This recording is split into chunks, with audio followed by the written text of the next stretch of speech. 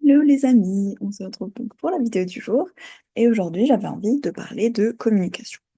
Donc dans la vidéo précédente je vous parlais des notions de vérité et de réalité et c'est assez important dans la communication finalement de faire la distinction entre ces deux notions parce qu'on a souvent tendance à interpréter un peu maladroitement ce que l'autre essaie de nous dire alors que parfois mieux comprendre la manière dont on communique nous aide finalement à mieux communiquer de manière générale. Donc, pour commencer, j'avais envie de parler déjà de la question de l'espace de communication, parce que c'est quelque chose que j'ai pu remarquer par exemple dans mon enfance. J'avais pas trop cet espace de communication dont j'aurais eu besoin.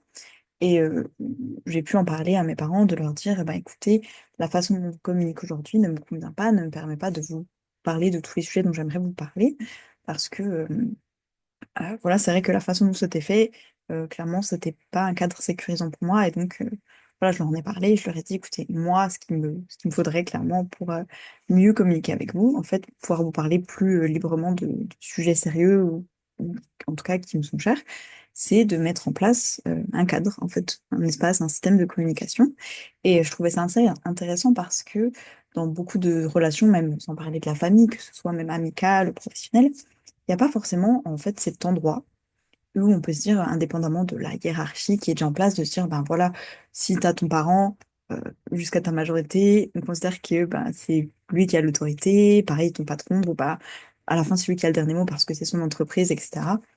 Et de se dire, en fait, on n'a pas d'espace de communication où on serait toutes et tous à égalité et on pourrait parler librement sans se dire, bah voilà, là, je parle en mettant un peu, voilà, les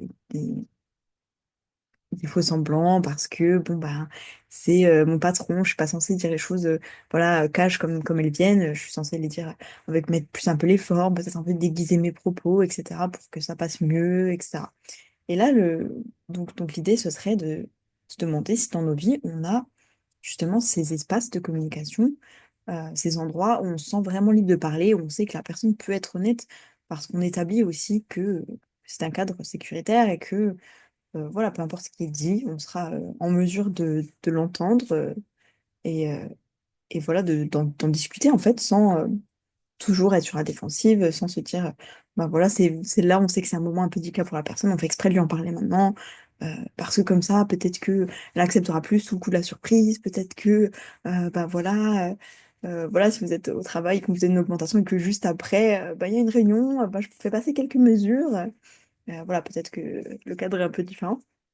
Donc voilà, de se demander, est-ce que dans cette relation, voilà, pensez à n'importe quelle relation, vous savez, même avec vous-même, hein, de se dire, est-ce que j'ai un endroit, ça peut être un endroit, on va dire, plus immatériel, pas forcément toujours la même pièce, on va toujours discuter dans la cuisine, mais se dire un espace, en tout cas, dans lequel je peux m'exprimer très librement. Voilà, par exemple, avec moi-même, j'en parlerai plus tard, ça de l'écriture, j'ai mon cahier. Voilà, c'est un cahier. Chaque fois que je veux avoir une vraie conversation avec moi-même, sans voilà, éparpiller mon attention, je vais écrire. Voilà, j'ai mon carnet personnel où je peux noter absolument tout ce que je veux. Des fois, c'est des choses très profondes, très intéressantes. Des fois, c'est plus du bavardage un peu mental. Aujourd'hui, j'ai fait ça, c'était beau, j'ai aimé la pluie, le soleil, non. Mais au moins, c'est un espace où je peux communiquer et dire ce que je veux. Voilà. Mais avec d'autres personnes, ça peut être bah, de la même manière, dire, hein, bah, si on peut jamais être au même endroit au même moment, peut-être que vous êtes, vous vivez avec une personne qui a des horaires de travail inverses aux vôtres. Voilà, peut-être que vous travaillez de journée, la personne travaille de la nuit. Donc on ne peut pas se voir. Peut-être de se dire, bah, ce carnet peut être le carnet des choses importantes qu'on a envie de se dire. Peut-être que voilà, pour les deux personnes, c'est important d'avoir un support écrit. De se dire, voilà, c'est notre façon de communiquer. À nous deux, on a ce carnet, on sait qu'il est peut-être à l'entrée de la maison, dès qu'on entre, dès qu'on sort on peut dire quelque chose, voilà, si on a envie de se libérer de quelque chose, de dire j'ai envie de partager ça avec cette personne. Voilà, ça peut être une bonne nouvelle, une mauvaise nouvelle, juste j'ai pensé à toi et j'avais envie de te dire ça. Voilà, je le note avant d'oublier, et puis de l'oublier, et puis de cette manière, je l'ai plus forcément dans la tête toute la journée en me disant ah, j'aurais envie de lui dire ça quand je la vois, cette personne. Donc ça peut être voilà, quelque chose de très physique comme un livre, ou alors ça peut être un espace, comme je disais, on va dire plus immatériel, mais dans le sens de se dire, on crée comme une convention de discussion, euh, de se dire, voilà, ben, quand j'ai besoin de parler, j'aimerais qu'on puisse prendre, par exemple, rendez-vous dans la semaine. Voilà, on sait que c'est notre rendez-vous discussion de la semaine. Peut-être que c'est à horaire fixe, peut-être que tous les lundis, si on est en famille, tous les lundis, le midi, si tout le monde est libre, on sait qu'on a une demi-heure de discussion, on peut aborder tous les sujets, qu'on veut. Peut-être que le plus simple, c'est de se dire, dans cette famille, ça nous convient bien de faire un bilan. Dire qu'est-ce qui a fonctionné cette semaine, qu'est-ce qu'on pourrait améliorer, qu'est-ce que vous auriez envie de modifier, de tester, et puis de revenir la semaine d'après et dire, ça a bien fonctionné, ça, en revanche, en fait, c'est mieux la semaine d'avant.